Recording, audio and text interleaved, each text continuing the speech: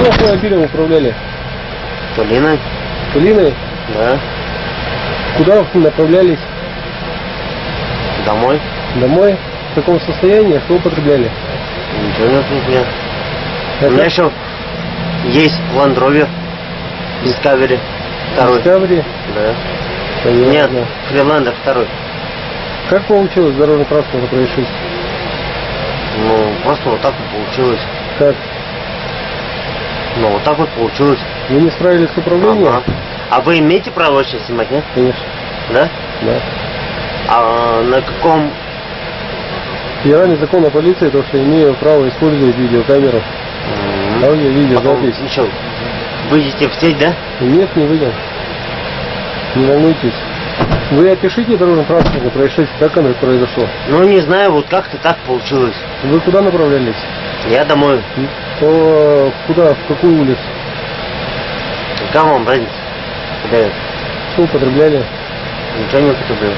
А как вы объясните свое состояние? Какое? Неадекватное? Резкий Неадекватное? запах алкоголя из полости рта. Может быть. Все может быть. Что может быть? Что употребляли? Мгм. Употребляли что? Курил. Что курили? Может быть, что-нибудь. У вас водительское удостоверение есть? Нету. Нет водительского удостоверения? У него нет. А вообще есть водительское Я удостоверение? вообще предоставлять вам ничего не буду. Нет, а оно есть у вас? Водительское Может удостоверение? быть, есть. Ответьте на вопрос. В каком году вы лишались права управления? Меня лежали, знаешь за что? За что? Блять, за светофор. За переезд, блядь. За переезд? Да, в Москве.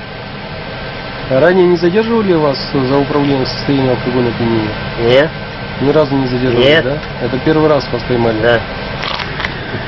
Не ломайте. Я вот сейчас сломаю, да? Извините. Уважаемые участники дорожного движения, без взаимодействия с вами, без вашего понимания той смертельной опасности, которая является собой севший за руль нетрезвый водитель, обуздать эту пьяную аварийность довольно проблематично. Любая информация, переданная в органы полиции о факте управления автомобилем в состоянии опьянения, о водителе, имеющем признаки опьянения и садящем за руль, о направлении его движения, может сохранить человеческую жизнь и здоровье. А информацию, по которой вы по каким-то причинам не захотели нам сообщить, в дальнейшем может сыграть злую шутку, в том числе и с вами, с вашими близкими и даже с вашими детьми. Вчера в вечернее время, около 21:40, на улице Удмуртская, водитель 86-го года рождения, житель села Малая Пурга, управляя автомобилем «Лада Калина» в районе перекрестка с улицей Базисная, совершил столкновение с автомобилем «Тойота». Уезжая с данного происшествия и пытаясь скрыться на улице Ленина, в районе улицы Ленина, он вновь выехал на полосу встречного движения и совершил столкновение с автомобилем «Лада Ларгус».